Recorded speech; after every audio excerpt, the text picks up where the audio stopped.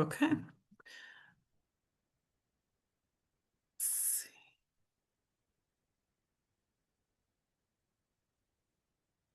Sarah, can you hear me and see me? Can. Yes. I can Awesome. hear you and Awesome. see you. Okay, great. Sometimes it's like a little black box and I just don't know what's happening, so I appreciate it. Okay, we're going to go ahead and get started. So, welcome. As we are going through the information, if I have to pause and let anybody out of the waiting room, then just please forgive me in advance. I like that. Forgive me in advance. So this is the GRCDC Now State of the School 2025. This is the same information that we were able to share in person last week, and I'm going to share it virtually with you this week to give you an idea about where we are as a school, what our data is looking like, what our standing is, and what our main priorities going forward into the next year is. So, the first thing that we're going to do is take a look at the agenda. So, for tonight, we're going to start with a Brain Smart Start, which is a little taste of morning meeting that our children do in the classroom that starts many of their either transitions or their morning off. And then we are going to start with the state of the school.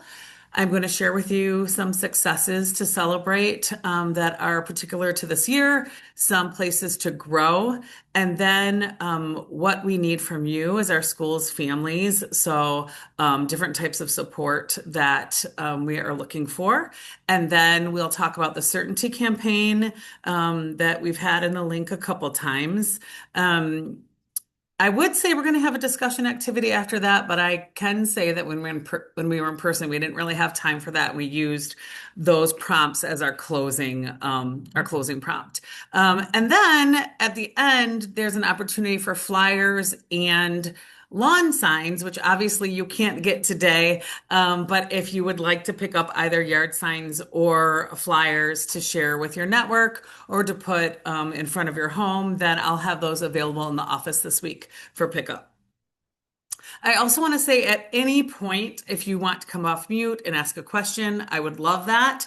If that feels awkward or uncomfortable, feel free to put your question in the chat. Mouche is going to be monitoring the chat for me, and she'll let me know if there's any questions that are in there.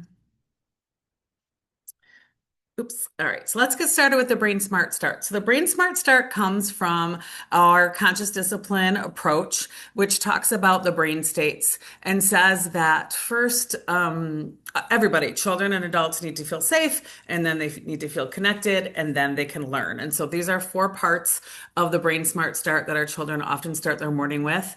Some type of practice to disengage from stress, some type of practice to promote unity, a practice to build connection, and then a practice to build commitment.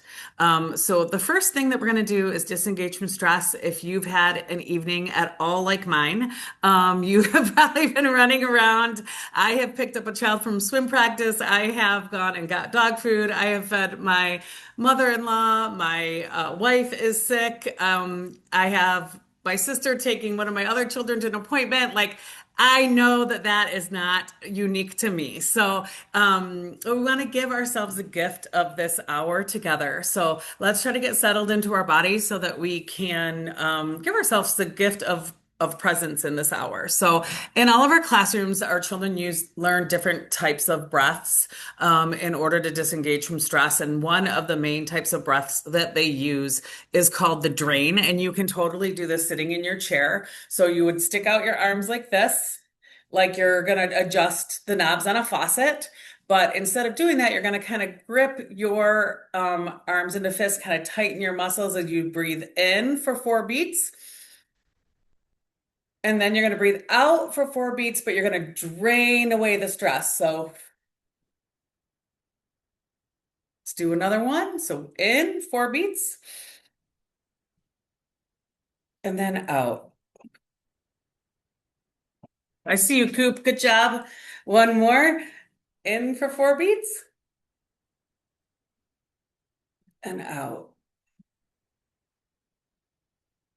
And this will be a breath that your children will know. the main four breaths that we use in conscious discipline are the star breath, the balloon breath, the drain breath, and the pretzel breath. There's many, many, many other breaths that our children know and like to practice so they can show you their favorites. But I often, like if I'm stressed out in the car and driving and I've got my kids with me, I'll have them, call out their favorite breath and we'll practice those together, which allows them to regulate and me to regulate as well. So the next thing is going to be the narwhal cheer. I do have to break it to you that you're going to have to A, come off mute, and B, yes, adults do the narwhal cheer. Like we do the narwhal cheer at every meeting that we have. Different people lead it, different people lead it in different ways. And it is in the format of a call and response. And I have the words on the slide. So don't get nervous about knowing the words, but I gotta see. I don't know if I can. I know I can mass mute you, but I don't know if I can mass unmute you. Travis probably knows the answer to that. Um, but so go ahead and go off of mute right now, and I will get us started in the narwhal cheer, and we will do this together. And it will be great practice for the community meeting this week. So, first one is I'm going to say me and you and me. And then you say it's a call and response. Now you say it. Oops. Me Me and and you you and You and and you you and and me. me. me. I'm right here. Good job, you guys. Next one says we are GRCDC. We We We are are are GDCDC. GRCDC. GRCDC. Good job. Next one, be the best Yes, that you can be. Be be Be the the best the that best best you that that can you you can be. can be. be. Like a narwhal in the sea. Like Like a Like Like a a narwhal narwhal in narwhal the in in the the sea. sea. sea. I hear one of our kiddos. Let's go. Narwhals. Narwhals. You guys are doing great. Let's go. Narwhals. Narwhals.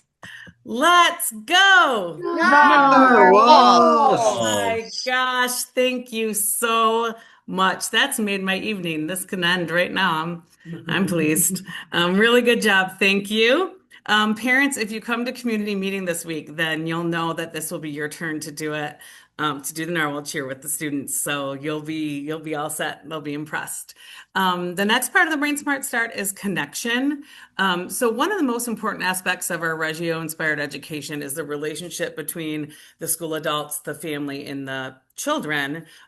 All of our relationships help enrich the learning. So one of the things that I'd like for you to share is with your neighbor, share, let me see how many people we have. All right. With your neighbor, share where you have seen your child kind of come alive in the past couple weeks, something they've really been vibing with, something that has really struck their interest, something they've been coming home talking about, or something they've been sharing with you that they wanted to bring into school to enhance their learning there. And what I'm going to do is I'm going to put us in breakout rooms just for about 3 minutes. And you're just going to answer this prompt together of where have you seen your child come alive recently? And I will give you, um, about 3 minutes. All right. Good luck.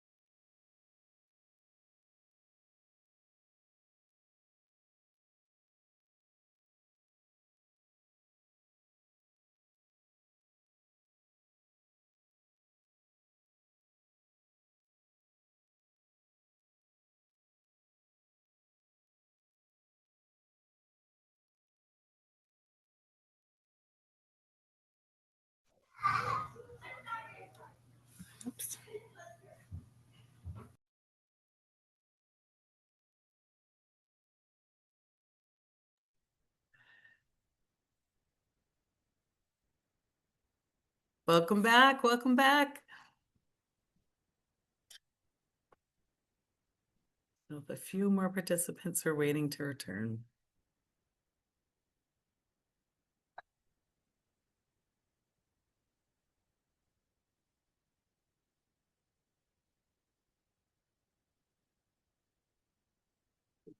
Leave it by the sink if you need it again, and then put it in the sink when you're done. All right, welcome back. Let's see. I think, all right. We lost a few people. Okay, no, mostly everybody came back. I was worried that we were gonna like cut the group in half by asking you to go to breakout rooms. Was like bringing back that feeling of COVID work or something. So good job, everybody, for coming back. Everybody but one, whoever that was. We'll find out. The last aspect of this is commitment. So this is usually when, for our students, they're kind of switching from their morning meeting social brain to their learning brain. So how are we kind of, equitably in a shared brain state getting into learning together? So one of our values is connection, and within that, we believe in collective responsibility. So my question for you is, what commitment can you make for how you want to show up in the rest of the time today? So we have about 45 minutes left. And what I'm going to ask you to do is just put it in the chat. So if you wouldn't mind, just open up the chat and in a sentence, share with us what you're thinking about, what your commitment is for how you are going to participate and or manage your own energy and attention or whatever for the remainder of this time.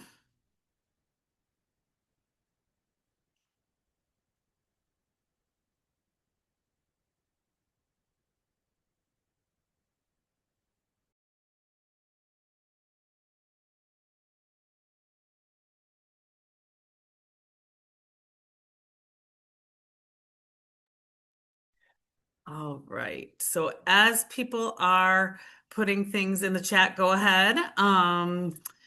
And you can go ahead and read through each other's responses. So think critically about topics, committing to being present in the space as much as possible, not hesitating to ask questions, putting phones away. That's a good idea. I'm going to flip mine over. Staying fully present. Thanks, Ashley, for that one. That's a hard one. So as you're thinking through, you can just throw your idea in the chat so other people can. Yes, Trevor said trying to balance this with bath time happening upstairs with mom. I feel that that's real. I'm not going to spring any more breakout sessions on you until the very end. So you're good. So let's go ahead and dive in. So thank you for participating in that with us. It gives you a good idea of how our children start their days. Staff might structure these in different ways, but one thing that is consistent across all of our classrooms is that every classroom does open with a morning meeting. Oh, I forgot about these little narwhal slides. Sorry about that. And they're very slow slides for some reason. I don't know. Oh God, I went the wrong way. You guys. Now would be a good time to check on bath time, Travis. There we go. Okay. So, oh my gosh, framing our time together. So the State of the School address is something that I started doing at GRCDC. I think in 2018 was the first one that I gave when I had been at the school for about a year, and looking at, where our deficits were and where our areas of growth were, and some of the disproportionality that we had in our data around race and free and reduced lunch status and special education, and really kind of bringing the community together to say, this is our current reality, and this is what we want GRCDC to look like in the future, and this is what we're going to do to achieve one GRCDC instead of just 12 classrooms that hang together in a building. And we did those yearly at the end of the school year in person. And then when COVID came, obviously there was a pause in that in person, and I did a couple that were recorded. And then after COVID, we tried to do a recorded one at the end of the year celebration, but it was just a really strange vibe because it wasn't really the right end of year celebration, was not the right fit for this type of information. And so when the board and I were talking, we thought this would be a really natural time of year to do a state of the school. M-STEP data for the year before is out, so we have that to look at. It's informing the work that we're doing. We're coming near the, break in the calendar year, so we're looking at adjusting any strategies that we've committed to for this year that aren't, working quite right. And we are already thinking and planning for the year to come. So we're hoping that this will become a yearly tradition to celebrate what we're currently doing, to look at what we want to do, and really bring the whole community together to talk about these things. And we know that that will take time to build this back up into something that people expect and want to participate in. But we believe that we all do better by learning together and being together. So let's go ahead and dive in. Oh, I've got somebody in my waiting room. One sec. Okay. All right. So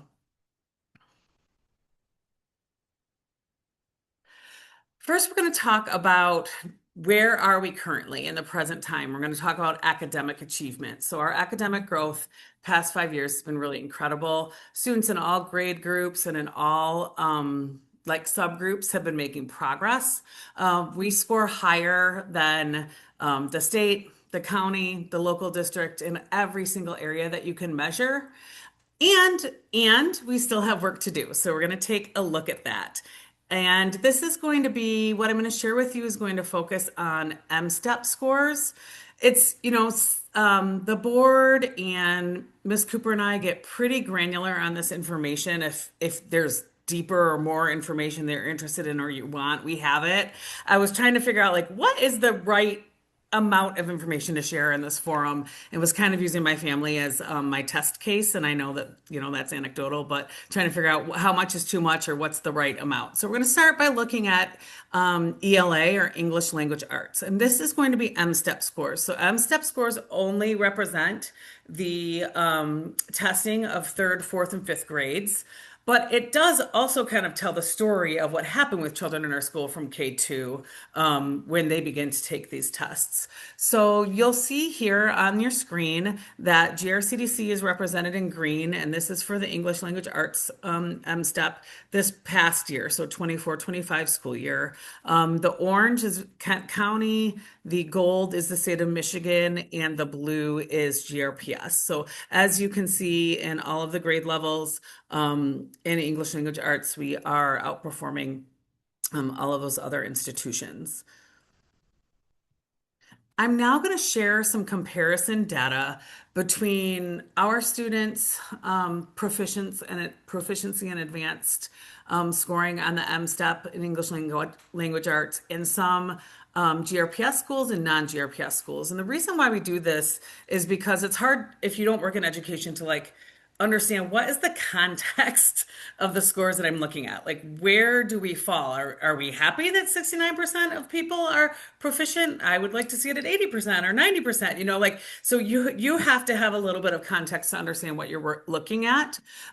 So this number represents the percentage of third, fourth, and fifth graders in each of these schools that were proficient or advanced on the English Language Arts M-STEP last year. So we are all the way to the left in the teal at 69%. And then these are, we chose these particular GRPS schools because they are the ones that we most frequently share students with, that our students might transfer out of GRCDC and go to some of these, or students might transfer from those schools and come to us, or we share a similar philosophy or approach. So next to GRCDC at 69%, you have North Park Montessori, CA Frost, Ridgemore Montessori, and then Congress.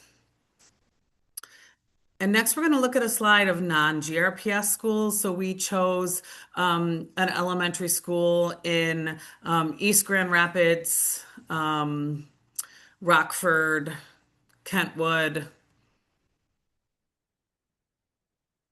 and an NHA school.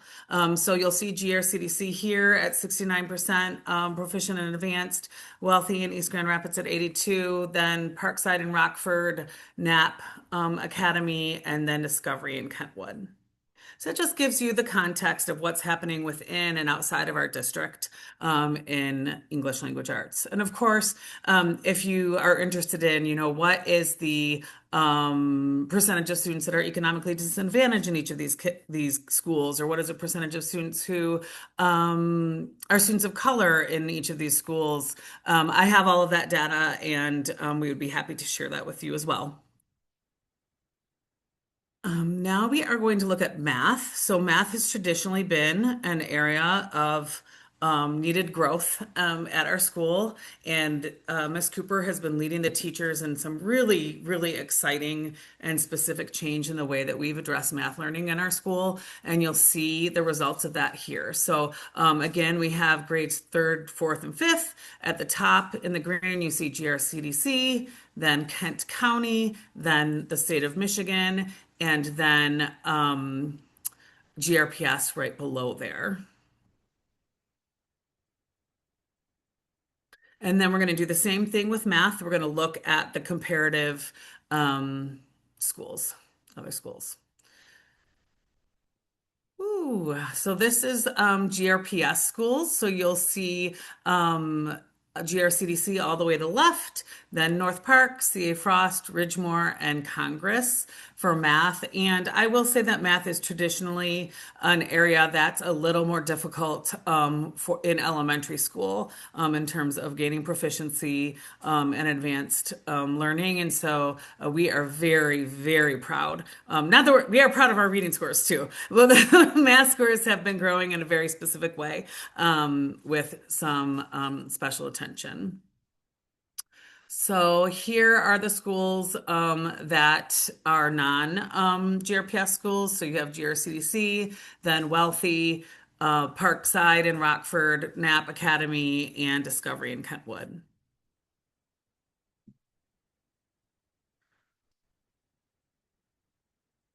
And then I just wanted to share our social studies and science scores. They're important to a lot of us. This content that we know that our children need to be learning about and thinking critically about, wrestling with when they go to middle school. They need some foundational knowledge in both social studies and science. And a lot of this has to do with literacy, with writing and reading and practicing the content by using their literacy skills. So you'll see, and only fifth graders, the only fifth graders in the state of Michigan take the social studies and the science test. So this is social studies for fifth grade last year. GRCDC is at the left. Then Grand Rapids Public is right next to it. And then Kent County in the state of Michigan. And same with science.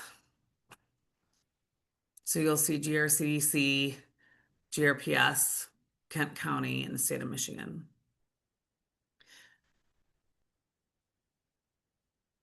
Okay, so I'm going to pause right there very briefly if you have any questions about this data. And I'm so excited also that we have Ms. Cooper on the call because if there's any additional knowledge that she can provide, she's here as well. So you can come off mute if you have questions about this data, or you can also put it in the chat.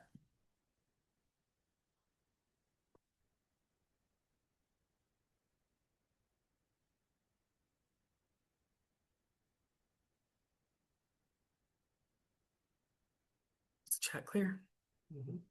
Wow, I must have been like so clear in my description that there are no questions. But if you think of some questions after this, or you're kind of processing this, or you're talking about it together and more questions come up, please do email me. We have a wealth of information, and I know that some people really like to dig into this stuff and are very interested in it. And Sarah and I have a bunch of information we could share with you.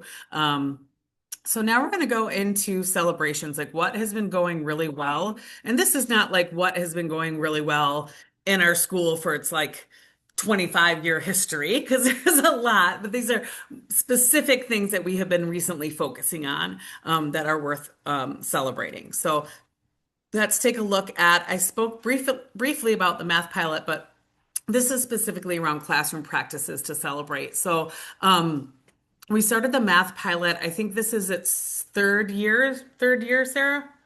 Yeah. Third year of the math pilot. And what happens in the math pilot? We have to stop calling it the pilot now that we're in the third year. But so if you think of a snazzy name, let us know. But in the math pilot for grades 2 through 5, there are 3 adults in the classroom during math block. And that is the classroom teacher and 2 paras. And the paras are specialized in this classroom with the math knowledge that those children are learning. They absorb the whole group lesson that the teacher is presenting.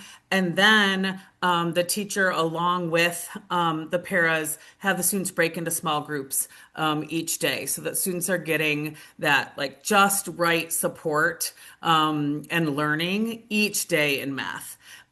This is just completely changed the way that we do math at GRCDC.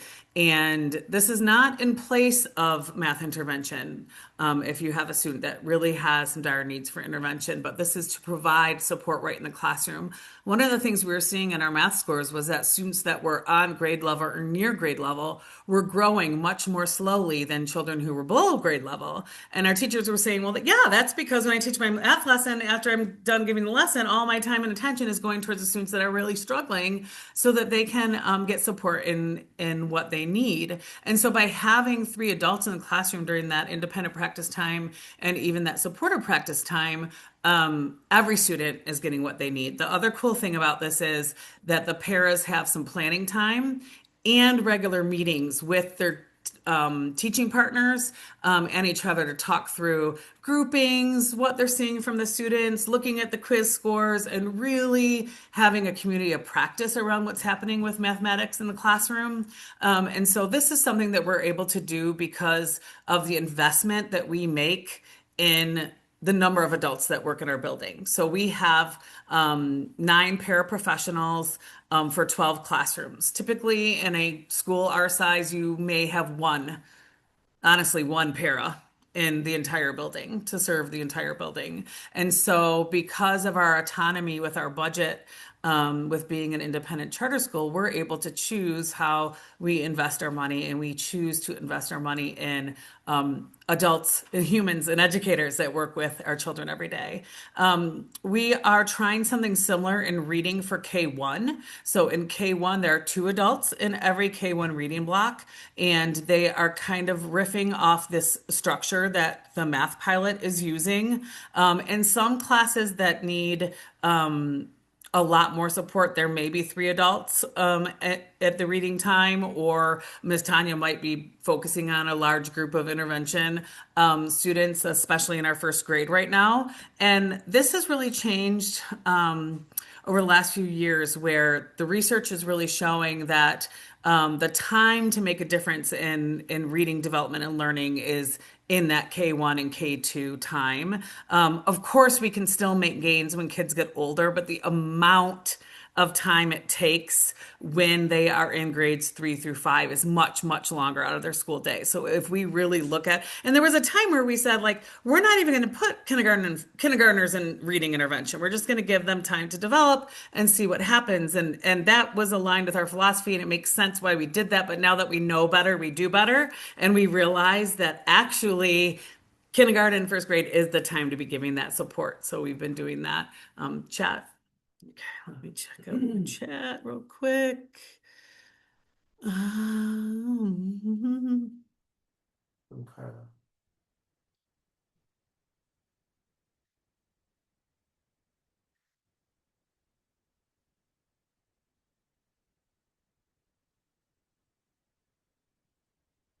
Oh, absolutely. Great question, Carla. And I wish I would have put an SEL slide in here. We have had so Carla asks in here, curious if there is a way to measure some of the positive outcomes of SEL learning. I have a child at CDC and at Wealthy, and I feel like my narwhal has been getting more exposure to this type of learning, and I'm so happy about that. That is really true, and that's by design. We have tons of data that shows the success of our tier 1, tier 2, and tier 3 SEL programs.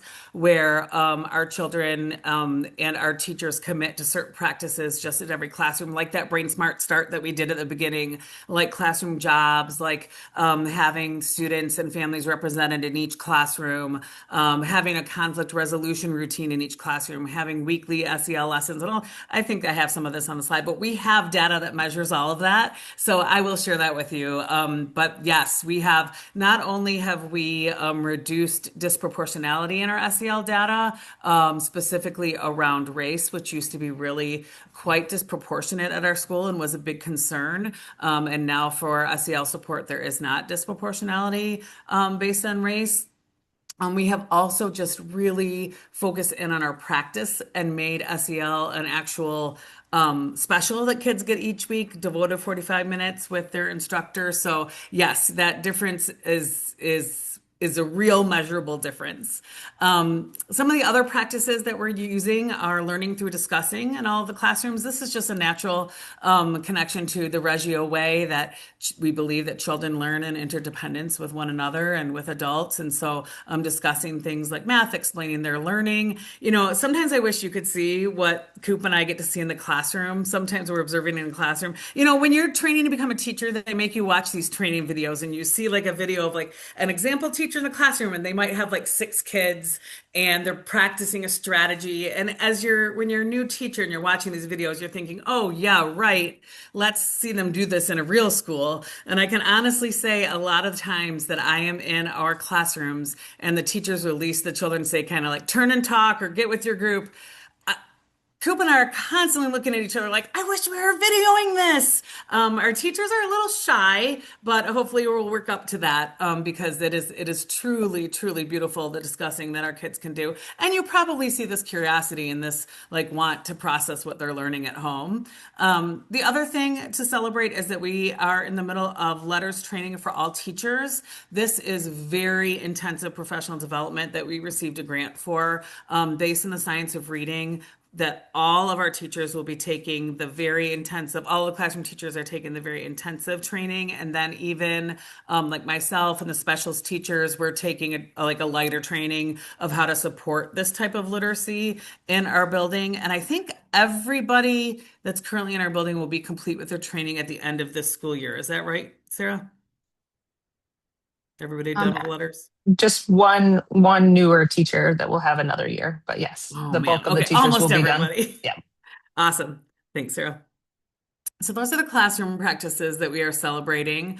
Social emotional learning. Not only do we have social emotional learning for our children, we have social emotional learning for our staff, myself and Sarah included, for everybody. So we realized, especially coming out of COVID, that that piece of us as adults being able to, to regulate our emotions, to recognize our emotions, to learn, utilize strategies was really necessary in order to teach children, but also for our relationships with one another. There's almost 40 people that work in the building. There's almost 300 students day in, day out.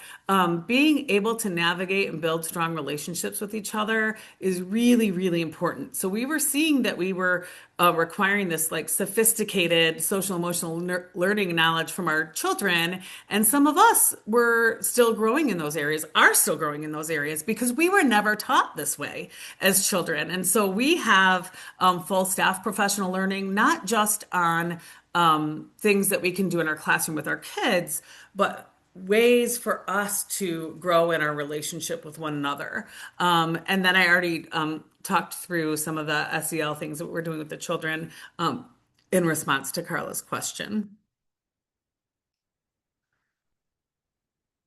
I talked about some of the consistent tier 1 social emotional learning for all you'll see. So one of the things that we committed to when I said that collective responsibility in 2018, when we were identifying our new core values and thinking about what does, Reggio look like for us now? What does being in relationship with one another now look like? Part of that was being healthy as a social and emotional learner. And when you're having a hard time social emotionally, knowing how to get support. And some of these structures are what you would see in every classroom, K-5, As the children grow, they shift and they look and sound a little different, but you will see this in every classroom in our school. So our calm down corners for self-regulation, the narwhal notes for encouragement. Everybody has classroom jobs to contribute to the community.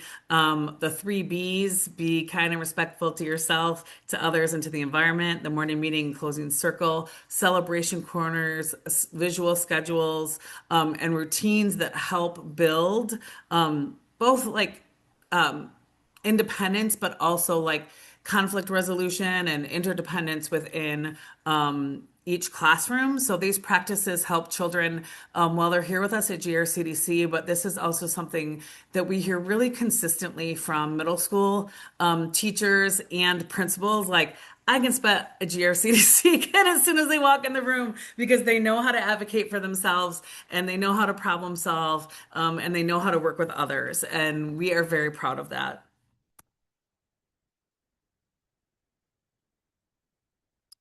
Within our social and emotional learning, it's very similar to reading and math in the sense that we have layers of support for every child. So, the things I just talked about on the last slide is for everybody, tier one.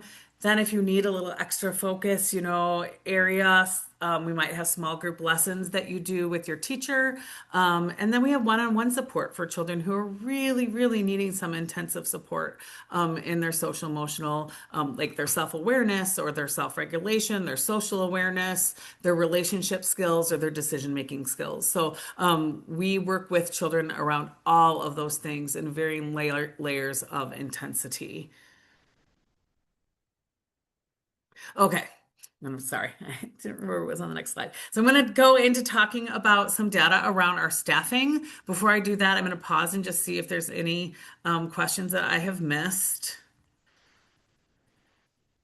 Nothing in the chat. Okay. So now we're going to look at some really cool um, data around our staff that is worthy of celebration.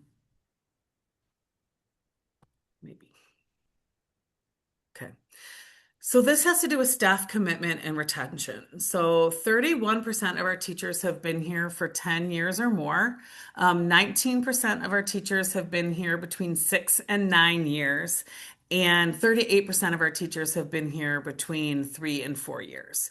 The other really cool part about this statistic is that 100% of our teachers that have been here for 1 or 2 years were paras at GRCDC first. So even though this slide doesn't add up to 100%, those first and second year teachers, they have worked at GRCDC for 6 years, 6 or 7 years, both of them. Sorry, I had to do it. 6 or 7 years. And so even though they're new teachers, they are not new to our children and they are not new to our community. That means that nearly 90% of our staff members, of our teachers, have been with GRCDC long enough to have deep relationships with your children throughout their years of K-5. And 59% of our teachers have only ever taught at GRCDC. They have not taught at other schools. And I'm not saying, I mean, it's good to have people go out and have other experiences or bring people in that have other experiences. Obviously, I worked at places other than GRCDC. But I think the fact that we have so many that stay for their duration of their career shows that this is not a place to, kind of cut your teeth to go on somewhere else. This is a place that people want to stay and call home. And that's very important to us and really something to celebrate. So even in our leadership team, and I'm the weak link here, our leadership team has been here between 8 and 25 years. So Rachel's been here for 25 years. I've been here for 8. And Sarah and Andrew both, Sarah more on the 25 years, and then I think Andrew's like 13 or 14. In fact, Andrew started working here. Mr. K started working at GRCDC as a sub when he was 19 and still living in a dorm room in Aquinas College. So he's really grown up at GRCDC. But that's our leadership team showing the same dedication and focus as our teaching staff. And even our paras average right now 4 years. So yeah, we have some new paras, but we also have some paras that have been here 7, 8 years. So this kind of stability is very rare in education today. And it is one of the greatest gifts we can give our children when we say we're going to do education based in relationships, you have to build that trust over time. And so this gives children a more predictable and stable environment when we have that type of commitment by our staff to our school and our children. So that is a, just a really great point of celebration. Will you send out the slides in the chat? Yes. Yep. I can send out the slides and the recording as well. Last bits of celebration here. The 100 languages in our community. We have specials that are really special. As you know, Mr. G, Miss G, and Miss Jacqueline are all full-time staff members at our building. They get to know the children and really do some deep studies that align with the Reggio philosophy that you see reflected in the classroom.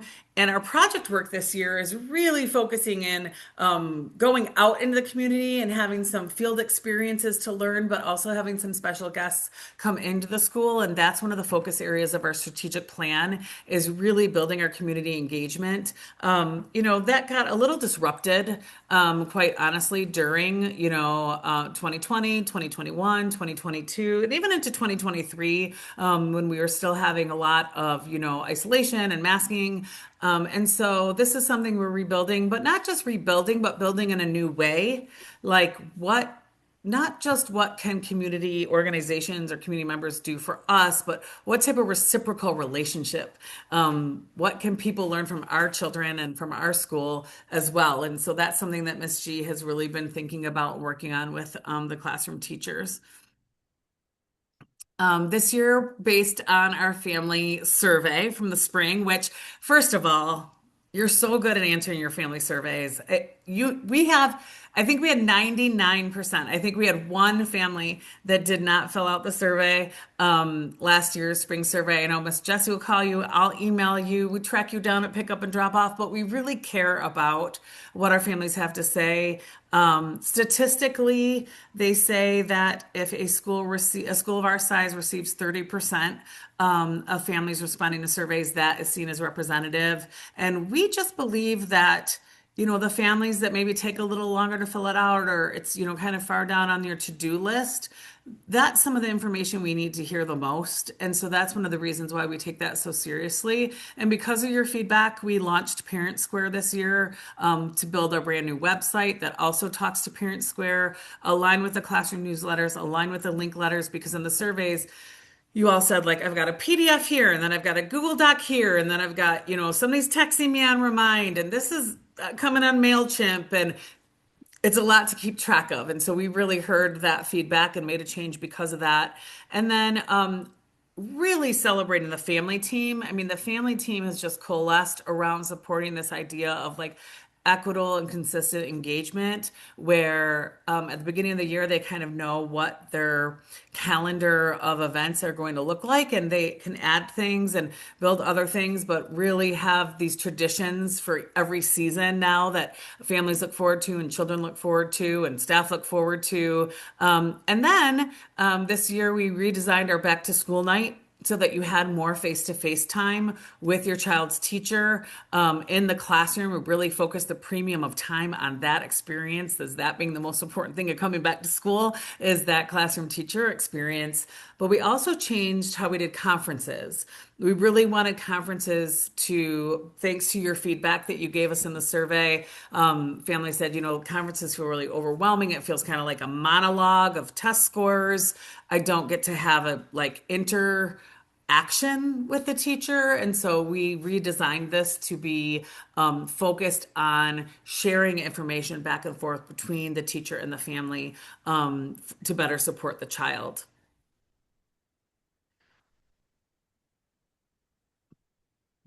Chat here. No. Okay.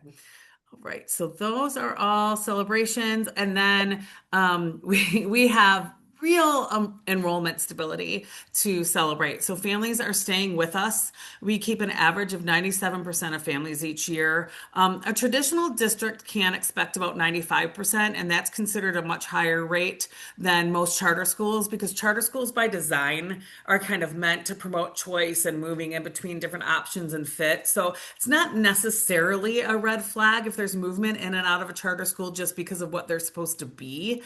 But because of what we are offering to our families and the value and relationships that families are finding within our school. Most of our families are staying, and we have found, especially in the past 2 years, for children who are leaving in the year, they are leaving to move out of state.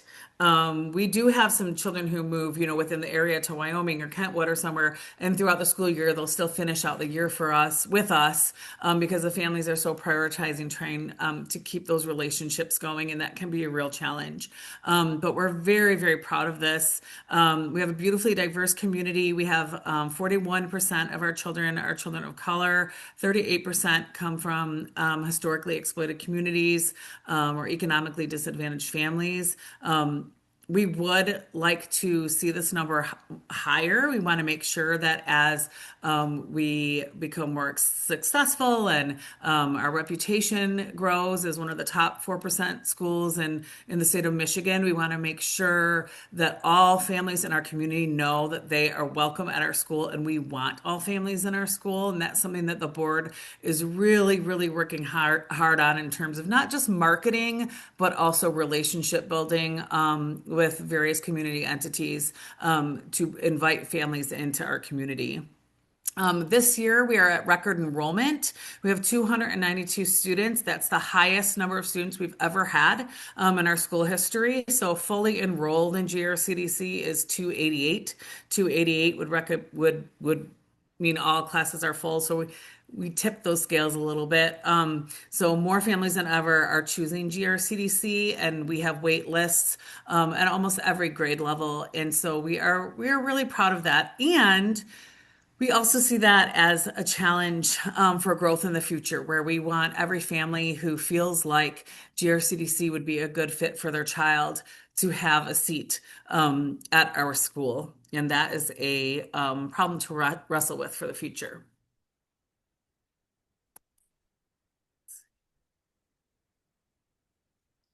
Okay, so that's the celebrations. I'm going to dip into opportunities a little bit. So where are we going with this?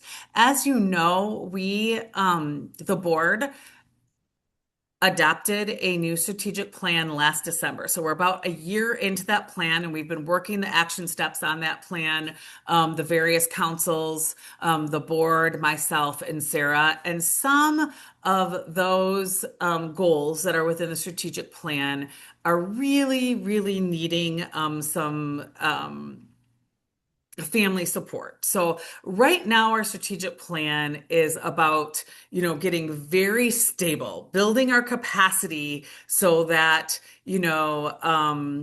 we are not threatened by, the changing whims of the state or the federal government or the district, that we are super stable on our own and we have capacity, we have continued capacity to operate as independently as possible.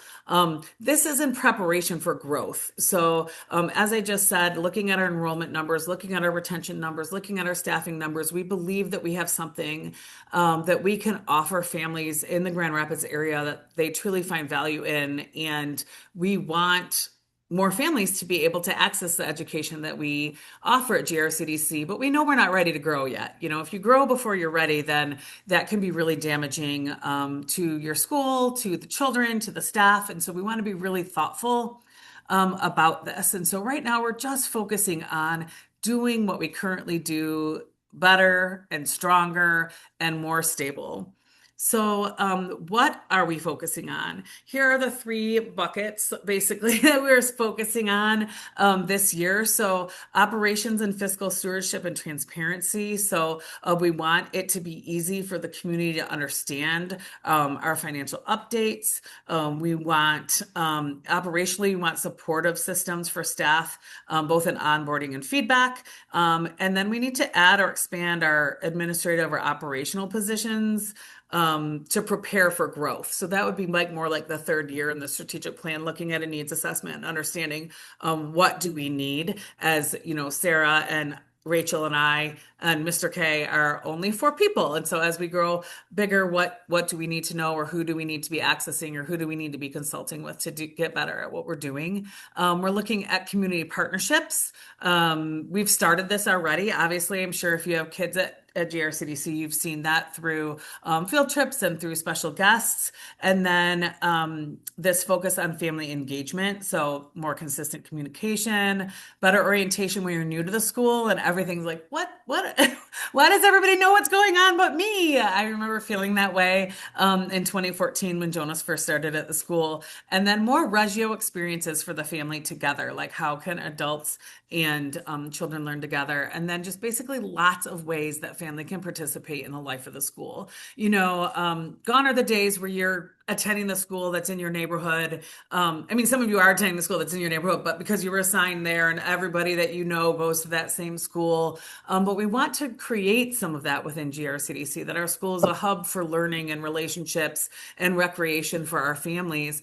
But we also know that so many families are at capacity. I mean, one of the board members said to me, like, Lisa, like, all I can do is like get my child there and pick them up at the end of the day. And even that is really hard. And I don't have capacity really to do anything else that involves my very limited time. And that is the reality for a lot of our families. And so that doesn't mean that there is not a way for you to participate in the life of GRCDC. So we want to be really thoughtful about that. In the past year, I'm sure that you've heard about some of the uncertainty and instability, both at the federal government level and in the state level, around funding and support for schools. So it's an uncertain environment in so many ways. I never could have predicted. I just did not know. I think in some way I was naive, but I did not know that a thing that could happen is that the Department of Education could be dismantled. I just didn't know that. And so as these leadership shifts in the U.S. Department of Education take hold, there's so many unknowns for schools. There's still many unknowns for schools in the federal level. We did receive our title funds for this year, so Title 1, 2, 3, and 4. But these funds are not appropriated yet or protected in the big, beautiful bill for the budget for next fiscal year. So this is going to be a continued issue. The state really surprised me this year by having taken so long to pass their budget, and then they passed a budget with a pretty big increase in the per pupil fund, but then with increased responsibilities of what schools needed to pay, both for benefits for teachers and for the public retirement system. So it was kind of a wash, really, for schools. And then the GRPS, GREA uncertainty impacts us right now. There's a tentative agreement. I think it's going to become a permanent agreement. But our teachers have been working without a contract since August. And so this type of uncertainty, it creates a feeling within the building where everything feels a little uncertain, or lots of things can feel like, what's going on here? And we don't want our teachers and our staff to have to be using their brain power to be worrying about those things. The board and myself and Sarah and Rachel and Andrew take this very seriously, that we want our teachers and our staff to know what they can count on. So there's uncertainty out there, but there's stability in here. And that's kind of our guiding thought right now around what we want to create. And we really need our families to help make sure that our school stays a place that our children and our staff can count on, that they know what it's going to look like. They know what to expect when they come.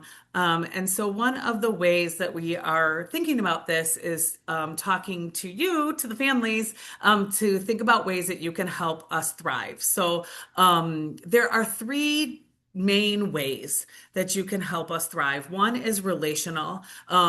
This is huge. So if you don't have time, a lot of extra time, there's little and big ways that you can connect with the school and start helping build this vibrant community. So joining a family team meeting event, volunteering to help with project work or event tasks, planning or classroom tasks, supporting staff appreciation efforts, send an email, send a parent square message, say thank you, something that engenders those good feelings, and attending office hours. That's a huge way. I see lots of emails that come through to staff each week, asking different questions of teachers and asking them to spend time responding to emails. It's not a problem, but the teachers do have this dedicated time that they are in their classrooms. And the idea behind that is so that you don't have to figure out, is this important enough for me to go talk to the teacher about?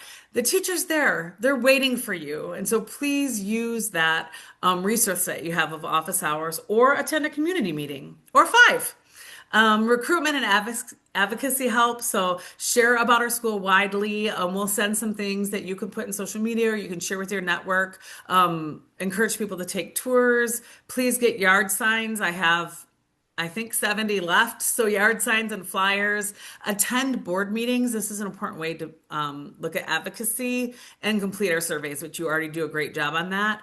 Another note about advocacy. So the board currently we are in our reauthorization year where we are looking at who is the institution or what is the institution that we will partner with for our authorization contract in order to exist as a school. We've always been authorized under GRPS. We are looking at being authorized again by GRPS, but the board has also charged me with considering other authorizers. Who else is in our community that's authorizing public school academies, and what are they offering their schools for the 3% of the state aid that schools pay their authorizers? And so we are really looking closely at that and considering GRPS as well as other authorizers, mainly GVSU. And so if you're interested in that and you want to know more about that, please do attend the board meeting in January. That will be another discussion among the board around this authorizer question.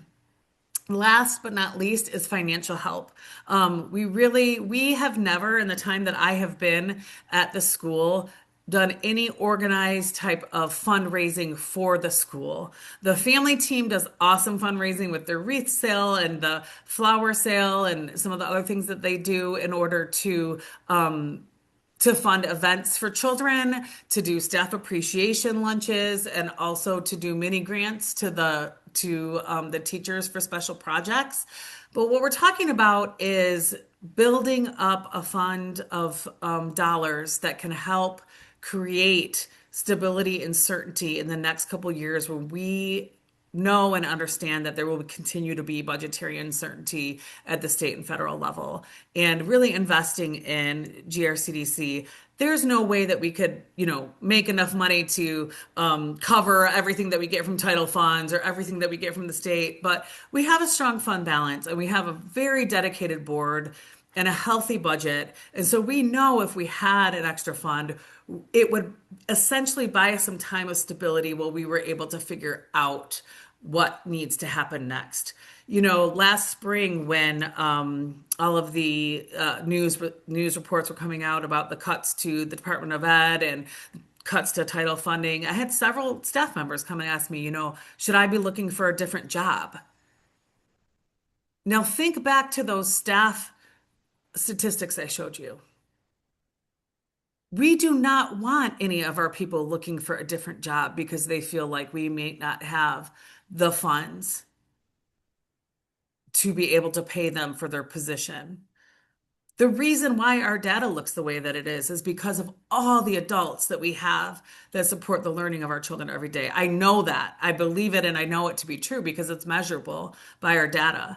And so I just really, really want you to think about, it can be kind of icky to talk about money sometimes as educators. We're not taught to do that. Definitely not to do that, to talk about money. Doug has helped me a little bit talk about money on the board. But one of the things I'd like to say to you is to just consider giving and donating to our school through the Certainty Campaign. $5, $10, $15. I will post this. This is brand new for us. We have not done this before, and we're able to ask you for this now because we're able to show this is what we've done. This is what we've done between 2017 and now. This is a way we've grown, and this is just purely by using state aid and title funds. So what might it mean, A, first to stabilize, and then B, in the future to grow? The idea behind creating some type of fund happened last fall. Well, even before that, but last fall, the board got serious talking about it.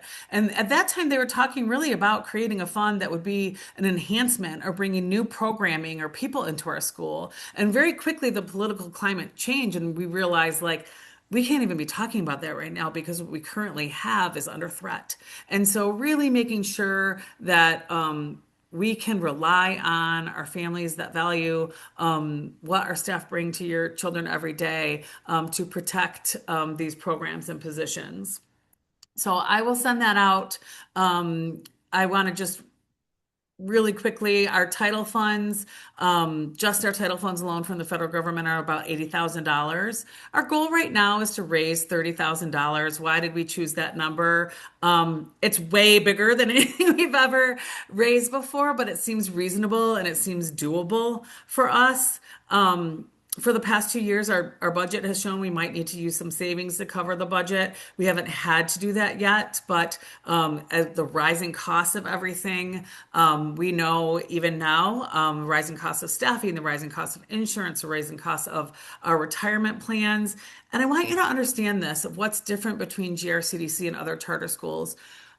Many other charter schools contract with what's called education service providers. So you have your authorizer, you have your education service provider, and you have your school. The teachers in those schools then become employees of the education service provider rather than for the school.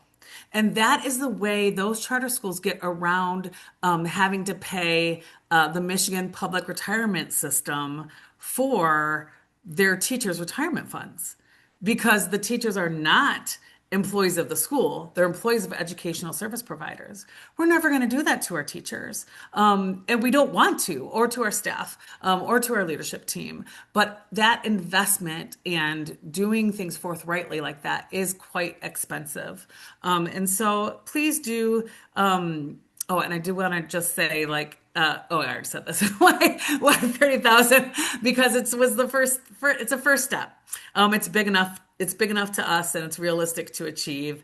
And these are just some examples of what your money can support if you choose to donate. So, for example, $50 refreshes a calm down space materials in one classroom. The pillows, the weighted blankets, the fidgets, the mirrors, all of those things that teachers so brilliantly use to help children both recognize and manage their emotions. Those things get grubby and they need to be replaced. $250 will buy one semester of coaching by a third party around social emotional learning for a staff member. $100 can buy materials for reading, math, or SEL intervention. $1,000 is about a professional learning session for the whole staff for about a half a day.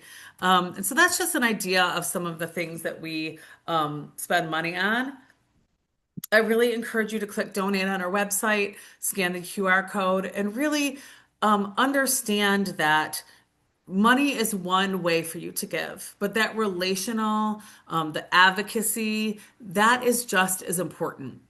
The reason why I'm talking more about the money is because it's something we've never talked about before. And it's something that the board and I have decided, with the way that the federal and state government are kind of playing around with the funding and education, we had to get really serious in talking about this with our community. It does not serve our children well to allow ourselves to get into some type of emergency, and we've never talked about money before. If you ever do come to a board meeting, you'll hear the financial updates there as well. So please, please, please give, ask your family members to give, but choose some way to give, whether it's relational, recruitment, advocacy, financial help.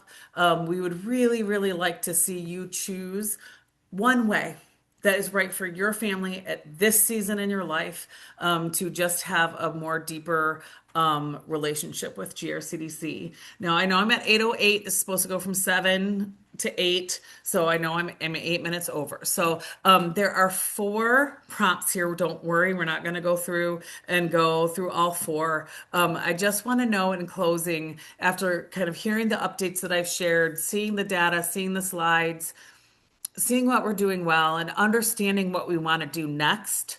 What's one thing you can choose one of these? What's one thing you think we're doing well? One thing you hope that we grow in? One question that you'd like answered? Or one surprise or aha from tonight? So I'm going to pause for a moment so everybody can choose one of those. And if you have paper nearby, jot it down. You can put it in your notes app or something. But just take a moment and think about a response for each of these. No, for one of these each.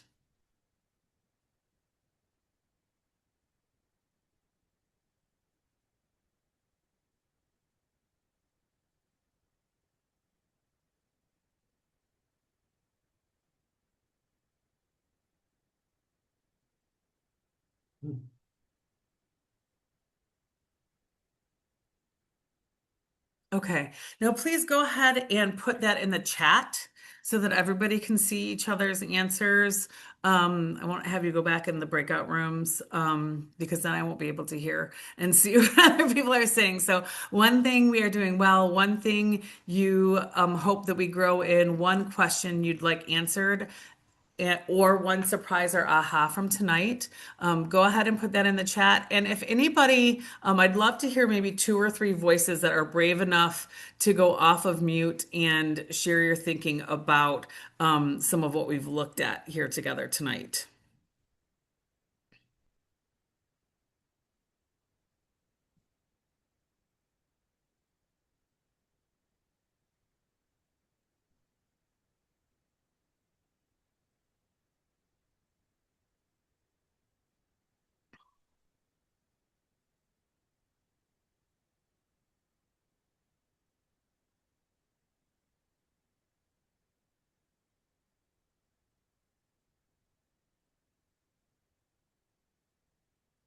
Anybody brave enough to go off mute and share what you're thinking?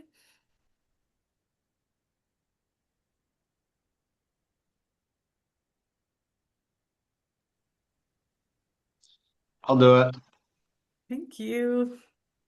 I asked this question in the chat as well, except I was wondering whether maybe to meet the Certainty campaign goals, there's any opportunity for sponsorship from local businesses or anything like that. Yes, great question. Thank you. So, we do have a consultant that the board is working with, who's going to help us identify some business partners or some philanthropy partners. So this is not going to be like, that's why we didn't do a big like day of giving campaign, because we think this will be a couple months long as we learn to do this, since this is our first time. But that is definitely the next piece. We also are constantly looking at and getting grants. The issue with grants is they can sometimes be so specific on what we need. And I'm not saying, I mean, certainly with our old building, there's certain things that we know that we can need money for that would take pressure off the GOB. But yes, so longer answer, longer yes. And we're the board fundraising and development committee that Doug Meeks is the chair of is working with a consultant in order to identify opportunities there. It's a great question. Thanks, Tristan. Thank you.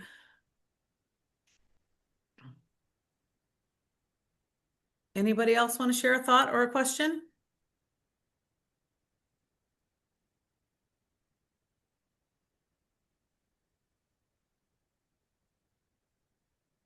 Awesome. If I am going to share, yes, these slides and this recording. So if you kind of are processing this evening and thinking about it or talking about it with your network, and other further questions come up, or there's something you want to have further conversation about, please do reach out to me. You can find me on Parent Square, at email nuyensl@grcdc.org. You can find me at the corner of Logan and Lafayette every morning. If you want to come, stand in the intersection with me for a minute or two, I'd be happy to talk things out. So the fact that we had 14 people in the in-person evening, we've got 18 people here today. If each one of you talk to somebody or forward them the link, it's December, it's chilly, people are sick, you've got things going on with big holidays happening for those of us who are Jewish, and big holidays coming next week. And so the fact that you took the time out of your evening to come here just shows me the foundation that we have of dedication in the school community. And I cannot thank you enough. So thank you very much, and everybody have a great evening.